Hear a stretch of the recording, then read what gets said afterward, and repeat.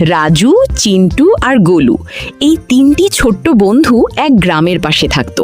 তারা খুব গরিব ছিল, কিন্তু তাদের মন ছিল খুব ভালো। একদিন তারা ঠিক করলো গ্রামের বড় আম গাছ থেকে আম পেড়ে বাজারে বিক্রি করবে, যাতে নিজেদের জন্য খেলনা কিনতে পারে। ভোরবেলা তিনজন একটি ঝুড়ি নিয়ে আম গাছের কাছে গেল। রাজু গাছে উঠল, চিন্টু নিচে দাঁড়িয়ে আম ধরতে লাগলো, আর গোলু ঝুড়িতে আম জমাতে লাগলো। কিছুক্ষণের মধ্যেই ঝুড়ি ভর্তি মিষ্টি পাকা আম হয়ে গেল। তারপর তারা বাজারে গেল। বাজারে সবাই তাদের টাটকা আম দেখে খুব খুশি হলো। একে একে সব আম বিক্রি হয়ে গেল। তারা অনেক টাকা পেল। টাকা পেয়ে তিন বন্ধু খুব আনন্দে খেলনার দোকানে গেল। রাজু কিনল একটি লাল গাড়ি, চিন্টু কিনল একটি নীল বল, আর গোলু কিনল একটি সুন্দর খেলনা রোবট।